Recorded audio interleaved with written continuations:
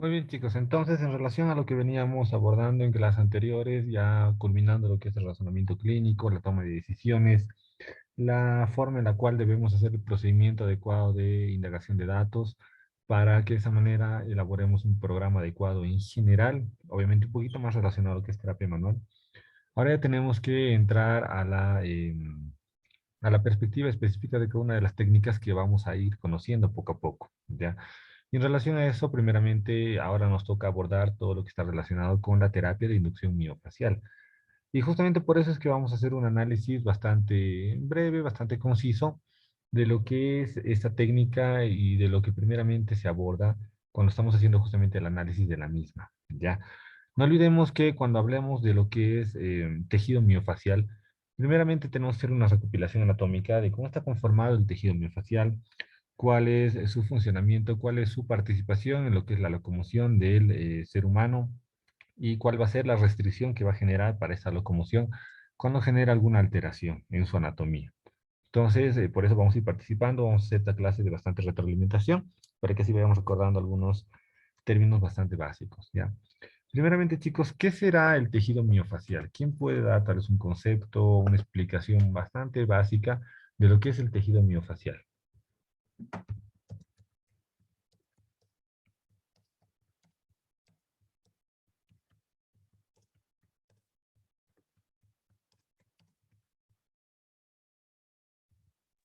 Quizá un conjunto de células musculares, ¿no? Células musculares en particular, o sea, las células musculares también están localizadas, están ubicadas, no tienen la misma conformación que el tejido miofacial. Doctor. A ver, Hola, vamos. Doc. Mar, dime. Bueno, recordando un poquito eso del tejido miofacial, es un tejido conectivo que en este caso, como estamos utilizando el término de miofacial, estaríamos hablando de ese tejido conectivo que va a recubrir a las fibras musculares. Ya es el tejido que recubre las fibras musculares, muy bien. ¿Algún otro nombre que se le pueda dar tal vez a ese tejido miofacial?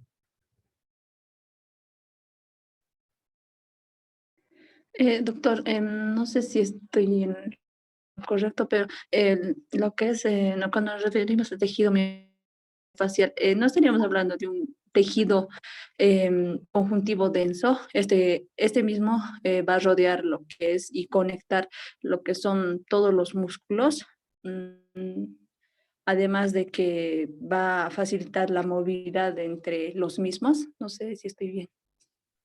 Ya estamos bien, o sea, es una distribución adecuada.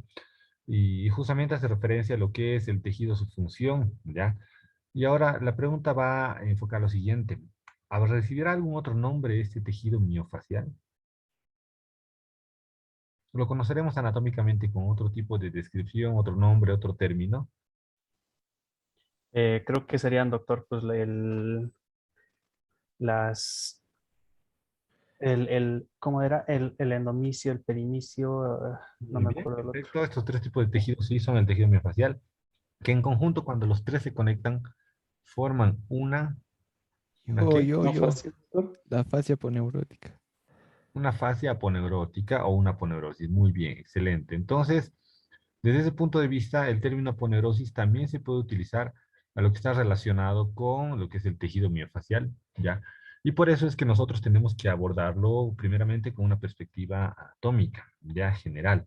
Si el tejido miofascial va a cubrir distintos epitelios musculares, primeramente va a envolver a una fibra por aislado, a un conjunto de fibras y después a un músculo en conjunto, pues eso quiere decir que ese tejido va a tener un punto de comunicación de estos tres epitelios para formar una aponeurosis gruesa.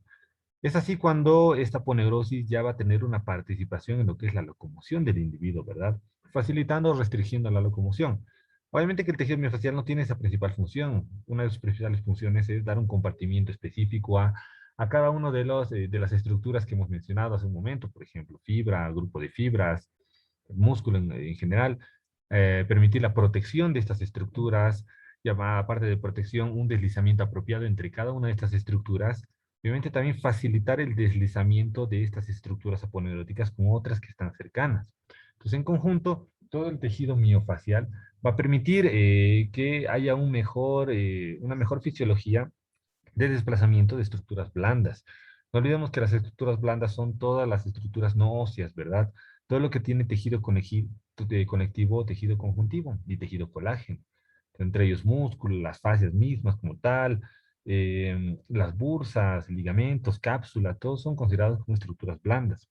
Y es por eso que el tejido miofacial permite que haya un deslizamiento apropiado, que no haya contacto directo con los músculos, porque cuando sucede eso, es que ya el músculo puede generar una alteración en sus fibras. Cuando el tejido miofacial pierde la capacidad de protección de las fibras musculares, pues el músculo puede generar alguna alteración en su nivel adecuado de elongación o de contracción.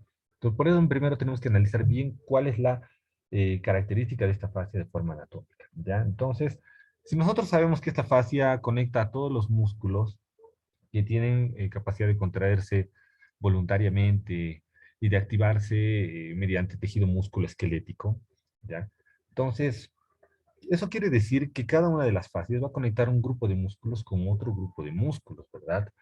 A eso se puede denominar como cadenas musculares, chicos, o será tal vez algo distinto a las cadenas musculares de las cadenas miofaciales.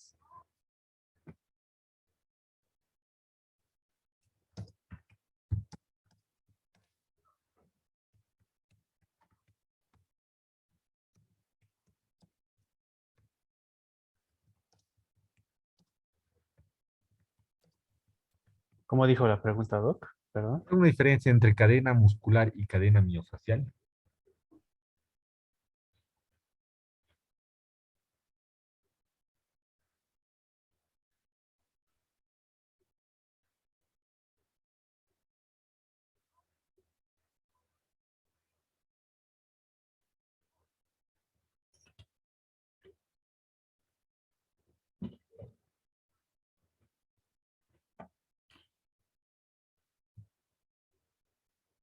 A ver, piensen, chicos, ¿habrá alguna diferencia específica entre estos dos términos? Una cadena muscular, obviamente, tendría que ser la comunicación de distintos grupos musculares, ¿verdad? Pero ¿mediante qué se comunican? Mediante sus fascias. Entonces, en ese caso, muchos autores podrían utilizar un sinónimo relacionado con lo que es una cadena muscular en relación a una cadena miofacial. Pero hay ciertas diferencias. Una cadena muscular genera sobre todo fuerza conjunta para producir locomoción, o sea, para movimiento, para desplazar un segmento grande, como todo el miembro superior o inferior. Generalmente eso hace una cadena muscular, o para permitir elasticidad de distintas estructuras de un segmento grande, ya sea miembro inferior, superior, tronco y demás. En cambio, una cadena miofacial lo que hace es generar comunicación del tejido miofacial, valga la redundancia, para generar una protección conjunta de todas estas estructuras musculares que están dentro de cada una de las fascias. Asimismo, también para permitir cierto grado de elasticidad de toda esa cadena. O sea, no es lo mismo, pero va a trabajar de manera sinérgica, sincrónica, con las cadenas musculares. Entonces, en ese caso, la cadena miofacial está específicamente conformada por aponeurosis de distintos grupos musculares, o sea, de distintas regiones. Pueden conectar miembro superior con tronco, pueden conectar miembro inferior con tronco, tronco con miembro superior, tronco con miembro inferior, miembro superior con tronco y con miembro inferior, o sea, de distintas formas. Poco parecido a lo que es la conformación de las cadenas musculares, pero sobre todo con la principal función de generar un desplazamiento adecuado de cada una de las estructuras que conforman cada cadena miofacial. Por eso tenemos que hacer un recordatorio anatómico bastante sencillo de cómo están conformadas estas cadenas, porque se conectan las cadenas miofaciales en relación topográfica a la zona de los músculos que justamente forman parte de un segmento. Entonces, si ya conocemos cadenas musculares, puede ser mucho más sencillo que analicemos a las cadenas miofaciales. Digamos que estamos analizando la región anterior del miembro superior. Sabemos qué músculos forman parte de la cadena anterior del miembro superior, ¿verdad? Sin hacer referencia a lo que es cadena cruzada, lineal, ni nada. Solamente músculos de la cadena anterior. A ver, ¿cuáles la conforman para recordar un poco y de esa manera describir cómo está organizada la cadena miofacial?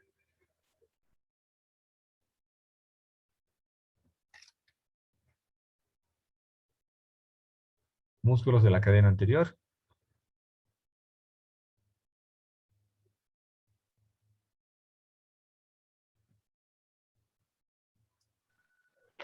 Pectoral, yo creo, Doc, recto abdominal. Si nos vamos inferiormente, Estamos en cuádriceps, miembro superior solamente, miembro superior. solo miembro superior.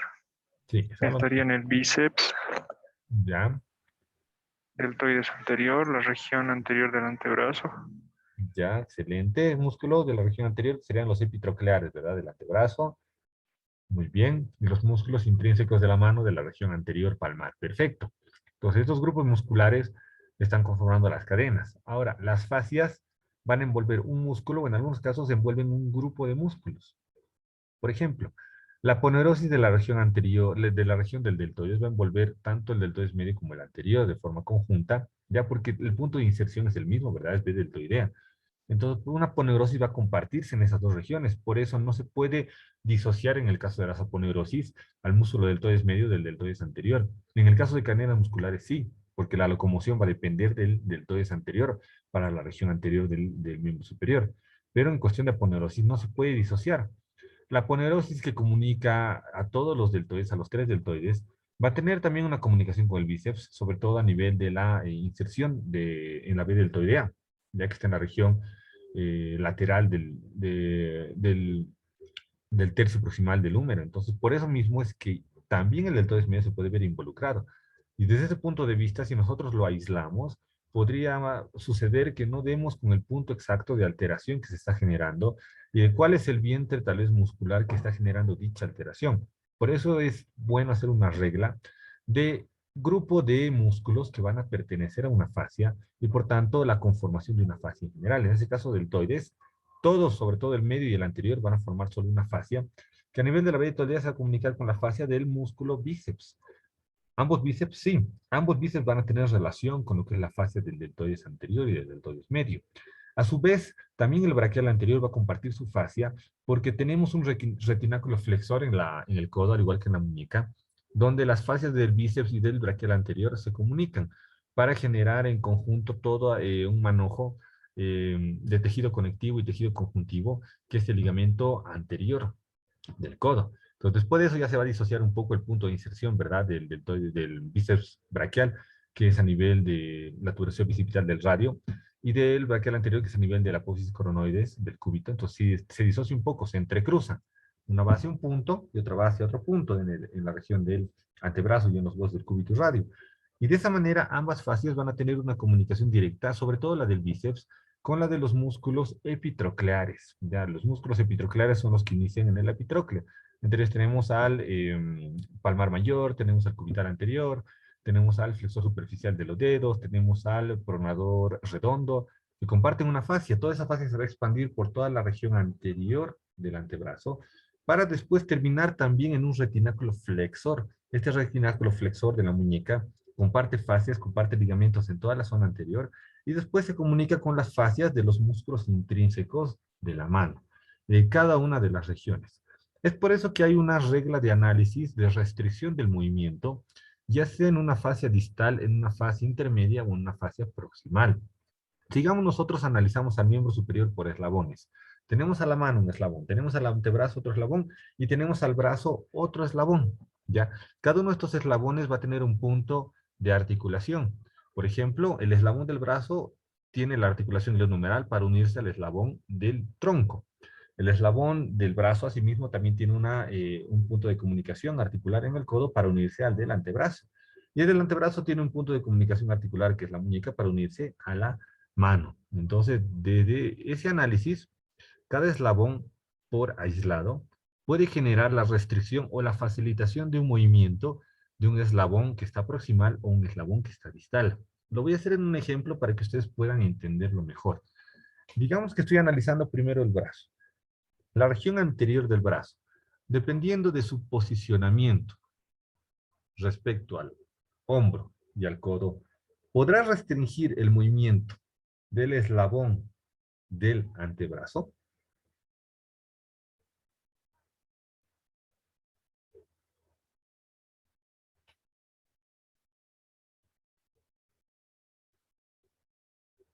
Participen, chicos. ¿Puede o no puede restringir?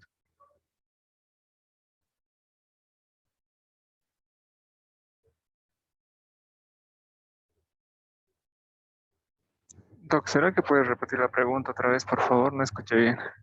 Analícenla bien, porque es una pregunta ligeramente compleja, chicos. Si se corta, voy a tener que volver a repetirla, pero a ver, veremos. El eslabón de la región anterior del brazo podrá restringir o facilitar el movimiento del eslabón de la región anterior del antebrazo, dependiendo de la posición de su segmento articular glenumeral o su segmento articular húmero radiocubital en el codo.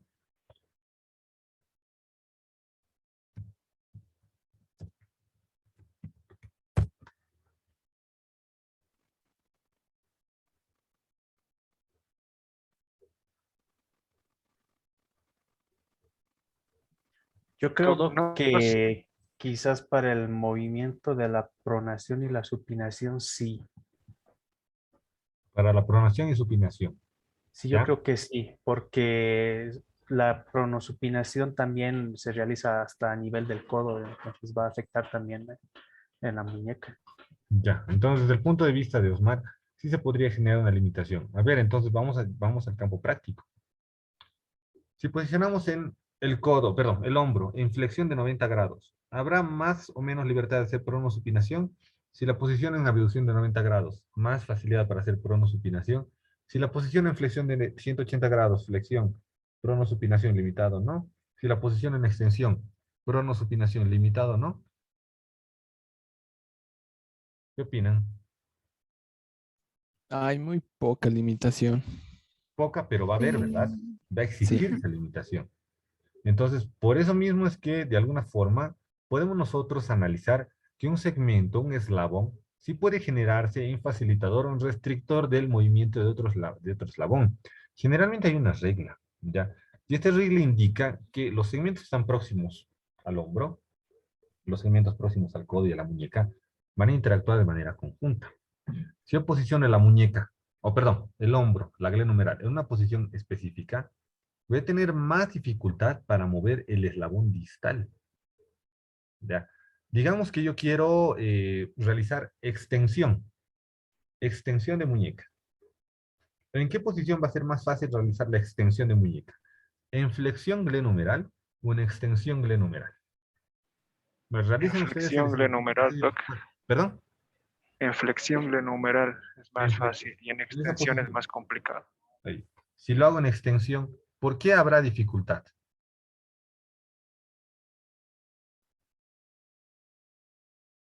Porque hay una elongación de las cadenas musculares anteriores, entonces eso Ya. dificulta que haya una extensión de la muñeca.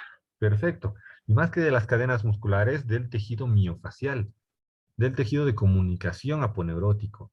Entonces, por eso mismo, como bien lo explica Pablo, si yo estoy en flexión, más aún si es flexión pasiva, si no es una flexión activa, estas fascias de la región anterior no están elongadas, o están sueltas, o están ligeramente contraídas, ¿ya? Y si yo hago un movimiento, en este caso, de extensión, de esa manera, de la muñeca, entonces estas fascias no van a restringir ese movimiento, porque estas fascias no están elongadas. Pueden restringir el movimiento de la muñeca cuando estas fascias estén elongadas. Y el punto de elongación de esta fascia es cuando yo estoy haciendo extensión. Hago extensión glenumeral y automáticamente toda la cadena anterior aponeurótica se elonga. Y por tanto esa elongación llega incluso hasta la muñeca. Y me restringe el movimiento de extensión. Entonces, por eso, en este caso, este segmento del hombro con su eslabón del brazo y el segmento del antebrazo, del segmento del codo, la articulación del codo, perdón, con el eslabón del antebrazo, van a restringir el movimiento de la articulación de la muñeca y el eslabón de la mano. ¿Ya? Lo van a restringir. Facilitarlo, obviamente, sí, pero lo van a restringir. Ahora vámonos a otro eslabón intermedio, un segmento intermedio, el codo. A nivel del codo, podemos analizar que el codo va a restringir, va a facilitar o no va a participar en lo que es el desplazamiento del antebrazo, perdón, de la muñeca y del hombro. ¿Participará o no participará de esa restricción?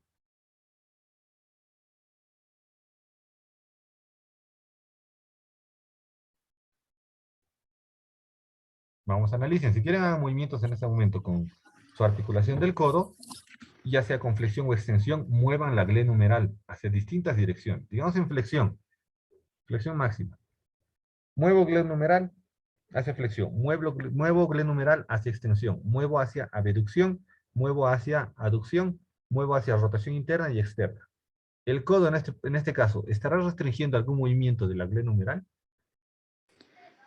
Doc, en todo caso, el codo podría facilitar que se complete el rango, perdón, la amplitud articular de la abducción.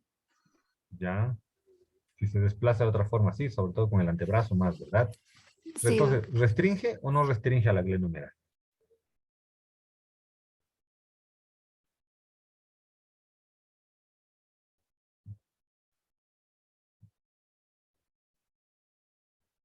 No restringe, en lo absoluto. El codo más bien facilita la acción de la glenohumeral, porque en ninguna posición de codo se va a restringir el movimiento de la glenohumeral. Entonces, en este caso, la glenohumeral sí va a restringir al codo y va a restringir a la muñeca. El codo no va a restringir a la glenohumeral, pero sí va a restringir a la muñeca, ¿ya? Porque si el codo está en flexión o si el codo está en extensión, va a haber más o menos libertad para desviar la muñeca hacia flexión o hacia extensión. Bien, entonces por eso el codo, que sería la articulación intermedia, sí va a restringir a la articulación distal, que sería la muñeca. Ahora vamos a la muñeca. La muñeca, desde su movimiento, podrá restringir a codo o a hombro.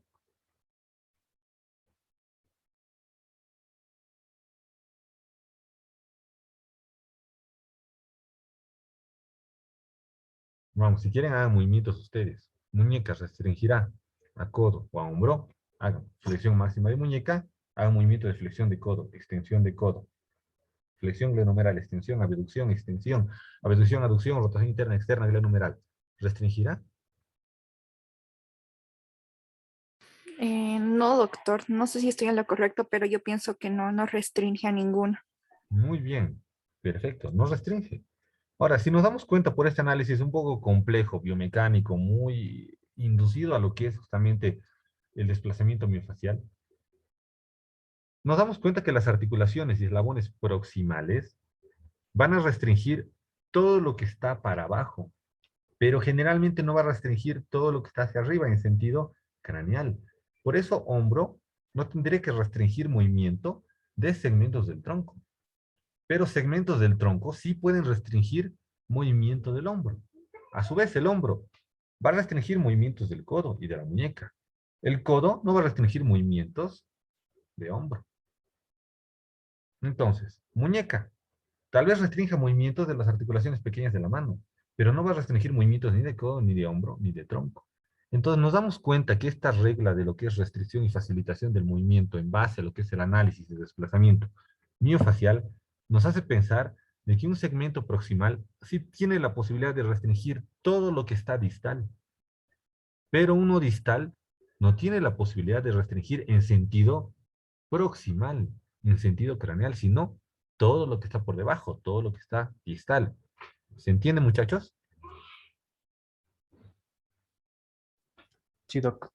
Sí, Excelente. doctor. Entonces, si hemos entendido esto, pucha, yo les digo, hemos entendido la mitad de lo que es la técnica miofacial, de inducción miofacial, ¿no? Porque eso es a veces lo más complejo de analizar. Lo he intentado hacer de la manera más sencilla y si lo hemos entendido, pues excelente, ¿ya? Por eso que la regla de inducción miofacial se dirige un poco más a lo que es tronco, pero no deja de lado lo que es miembro superior e inferior. Y es por esa razón que si nosotros conocemos la organización de las fascias, de segmentos, del tronco, miembro superior e inferior, pues ya tenemos resuelta la vida con la técnica de inducción miofacial, porque su principio general es justamente producir, facilitar la liberación de puntos de restricción que no permiten un deslizamiento adecuado. ¿Ya? No hablan nada de lo que es facilitar contracción, incrementar fuerza, nada. Lo único que hace es liberar. La inducción miofacial libera puntos de opresión, puntos de incremento de tensión miofacial, para que de esa manera nosotros tengamos la posibilidad de hacer un desplazamiento adecuado de un segmento y no se genere una restricción global del movimiento. ¿Ya? A ver, ahora con ese ejemplo que hemos dado en miembro superior, pues miembro inferior, pues, mucho más sencillo, ¿verdad? Cadera, ¿va a restringir a la rodilla? Sí. Rodilla, ¿va a restringir al tobillo? Sí. Rodilla, ¿va a restringir a la cadera? No, No, No, doctor. no debería, pero aquí hay una complicación. Y esa complicación no depende de las fascias. esta complicación ya depende de las cadenas musculares. Rodilla sí va a restringir cadera, pero no por la regla que hemos mencionado hace un momento, regla de comunicación miofascial, sino va a restringirla por la regla de las cadenas miofaciales, perdón, de las cadenas musculares. ¿Por qué hay tanta complicación y complejidad en esto? ¿Por qué no es como el miembro superior? Porque lastimosamente el miembro inferior tiene muchos más músculos que van a cruzar la articulación de la cadera para poder realizar un trabajo a nivel de la rodilla, ya sea de estabilidad o ya sea de contracción. Entonces, al haber eso de por medio, ya se genera una regla de restricción más grande, pero que proviene sobre todo del origen muscular, no del origen miofacial. En miembro superior, en cuestiones patológicas, podría ocurrir algo similar. Si restringimos, por ejemplo, la acción del tríceps, porque tiene un punto de intercruzamiento muy grande de sus fibras, hay una retracción muy marcada, entonces no solamente se va a restringir la articulación principal de la cual forma parte el tríceps, que sería el codo, ¿verdad? Sino también se puede restringir el hombro, pero no por la fascia, sino por el músculo como tal que está afectado, que está alterado. Entonces ya es eso otro tipo de análisis distinto. No forma parte del análisis de lo que es la técnica de inducción miofacial, pero sí forma parte del análisis global de evaluación de cemento. Yo no puedo dejar de lado esto, ¿verdad? Si digo, ah, no, está afectado el tríceps en el miembro superior, pero como la afectación no es de origen miofacial y mi trabajo en este caso solamente es hacer una actividad de inducción miofacial para liberar las fascias, pues entonces no lo tomo en cuenta, lo dejo a un lado. Si dejo a un lado, la persona va a seguir con la restricción y la limitación del movimiento. Por eso tengo que hacer un abordaje global. Osmar, creo que tienes una pregunta, ¿verdad? Sí, doc. Dime, Osmar. Como ahora dice que en el miembro inferior ya se debe más a las restricciones por las cadenas musculares, ¿eso sería porque la descarga del peso se hace más en los miembros inferiores, doc? Un punto sí. Obviamente que los miembros inferiores siempre están en tensión cuando estamos en bipedestación, miembros superiores no, porque el miembro superior cuelga del eje axial. Entonces, en el miembro inferior más bien soporta al eje axial y al soportar tiene que estar en contracción. Por tanto, hay más tendencia de generar retracción muscular en miembros inferiores. Además que la locomoción cardiovascular se hace con miembros inferiores en un 90%. Por esa razón es que siempre el miembro inferior tiende a generar retracción muscular. Si se retrae el músculo, a la larga sí se puede retraer la fascia. No debería en un tiempo corto, porque la fascia tiene la propiedad de generar bastante elasticidad. Pero si hay una retracción muscular muy marcada a la larga, de forma crónica, la fascia también se va a retraer. Y analizando desde ese punto de vista, es por eso que en el miembro inferior, al haber tantas estructuras musculares que generan soporte, hay muchas más conexiones articulares, hay muchos más músculos biarticulares, a diferencia de lo que ocurre en el miembro superior. Y al haber músculos biarticulares, van a participar en una articulación y en otra articulación. Y si se limita una articulación, pues la otra articulación también se va a restringir, se va a limitar. Entonces, por eso ya depende netamente de lo que es la regla de cadenas musculares, no depende tanto de lo que es la regla de interacción miofacial, porque la regla nos analiza solamente lo que yo les he mencionado. Se analiza de la restricción en sentido cráneo-caudal, no en sentido caudo-craneal, ¿ya? Pero si encontramos nosotros una limitación, no se la atribuimos a la fascia, se la atribuimos a la cadena y hay que resolver la cadena para también resolver las alteraciones de la fascia. ¿Esto también se entiende, muchachos? ¿O quieren algún ejemplo, tal vez un poquito más relacionado al miembro inferior? Sí, doc. Ya, a ver, vamos a Sí, por analizar. favor. Vamos a complementar tanto análisis de cadena como análisis de lo que son fascias. Cuando yo estoy en extensión de cadera, ¿qué movimiento de rodilla se limita? ¿La extensión de rodilla o la flexión de rodilla? Repito, cuando estoy con extensión de cadera.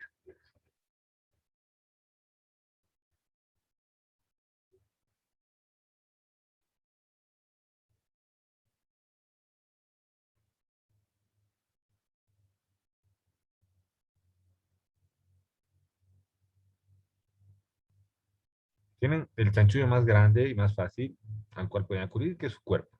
¿Ya? Pónganse de pie si quieren, en cualquier posición. Extiendan la cadera a su punto máximo y hagan flexión y extensión de rodilla. ¿Cuál de estos dos movimientos se va a restringir? La Yo lo flexión, siento en la doctor. flexión, doc. La flexión de rodilla tendría que ser, ¿verdad? ¿Por qué? Porque la cadera, al estar en extensión máxima, está elongando un músculo. También una fascia, pero más a un músculo que es el recto anterior. Y el recto anterior también es un músculo que participa en la extensión de rodilla. Pero en la flexión de rodilla genera elongación de este músculo. Entonces, al estar ya elongado en la cadera, pues también esa elongación se va a ver transportada hacia la rodilla y va a limitar el movimiento de flexión de rodilla. ¿Ya? Eso es algo básico, simple, es lo mismo que hemos visto con el hombro en relación al codo, ¿verdad? Hombro va a restringir al codo, excelente, perfecto. Pero vámonos al revés. Si yo hago flexión de rodilla máximo y hago los movimientos de abducción de cadera, de aducción de cadera, de rotación externa, interna, flexión y extensión de cadera, ¿se va a ver afectado el movimiento de la cadera en alguna de estas direcciones? A ver, háganlo si quieren ahora para probar, para practicar. Sí, doc. ¿Ya? ¿En qué sentido? ¿En qué dirección? Por ejemplo, con la rodilla flexionada, al hacer flexión de cadera, va a aumentar el arco de ¿Ya? movimiento. Facilita la amplitud de la flexión de cadera, ¿verdad? Uno. Sí, facilita. ¿Facilita la Y amplitud de la extensión de cadera o la restringe? en, yo creo que la va a restringir, porque ya el hecho de que al hacer una extensión de la cadera ya está restringiendo una flexión de rodilla. Si hacemos primero la flexión de rodilla, sí va igual a hacer lo mismo, va a afectar en Va a la restringir, extensión. ¿verdad? Perfecto. Sí. Entonces estamos partiendo de un análisis similar. La flexión máxima de rodilla sí va a restringir los movimientos de la cadera. No ocurría eso en relación al codo con el hombro, ¿verdad? Pero en el miembro inferior sí, rodilla va a restringir los movimientos de la cadera. Más que por conexión miofacial, por tipo de elasticidad de las fibras musculares o por retracción de las fibras musculares. Más aún todavía si hay un nivel alto de retracción. Entonces, como cadera restringe rodilla y rodilla restringe cadera, pues ahí estamos analizando que esa restricción de la cadera hacia la rodilla puede ser de origen miofacial o puede ser de origen muscular. Pero la restricción de la rodilla hacia la cadera no va a tener origen miofacial, va a tener netamente origen muscular. ¿Ahora sí está más claro? Sí, Sí, doctor. Sí, Muy doc. bien. Creo que sí estamos más claros, ¿verdad? Entonces, ahí es una forma bastante simple de darnos cuenta qué es lo que se está viendo afectado. O el tejido miofacial o el tejido muscular. Entonces, miembro inferior es un poco más complejo, pero si estamos haciendo dominio de este tipo de análisis, si estamos haciéndolo un poquito más simple, pues yo estoy conforme, porque, como les digo, es lo que más se demora en poder analizar y sintetizar. Y es por eso que ahora tenemos un pequeño trabajo en aula. No se olviden que tengo que validar de asistencia, no se olviden que tengo que también validar participación y tenemos que ir ganando puntos. Entonces vamos a hacer una actividad en aula bastante simple y sencilla. Quiero que me hagan, si quieren, un mapa mental, un mapa conceptual, pero bien conciso y simple. No quiero nada ampuloso. O si quieren simplemente un esquema de lo que es la fascia muscular. ¿Ya? ¿Qué es la fascia? ¿Cómo se conforma? ¿Dónde está localizada? ¿Cómo está conformada anatómicamente? Algo bien simple. Pueden, si quieren, hacer un mapa mental con 5 criterios laterales. Y en cada uno de ellos poner lo que les decía. ¿Dónde está? ¿Cómo se conforma? Características anatómicas, fisiológicas, biomecánicas, listo. Ya, entonces un mapa mental bastante conciso, un esquema conciso o un mapa conceptual conciso de lo que es la fascia para que así tengamos la posibilidad de generar un entendimiento y una diferenciación exacta de lo que es esta fascia en relación a otro tipo de tejidos blandos que también pueden facilitar o restringir el movimiento. ¿Ya, chicos? ¿Se entiende, verdad, la actividad? Sí, doc. Para la siguiente semana, doc. No, chicos, es para esta clase. ¿Qué les pasa? Tienen que hacerlo hasta que finalice la clase, máximo hasta las 7. Y hasta las 7:30 voy a poner en el horario, ¿ya? Para que por si tienen algún tipo de dificultad. Ya, doc. Gracias. Bien, háganlo por favor. Cualquier tipo de consulta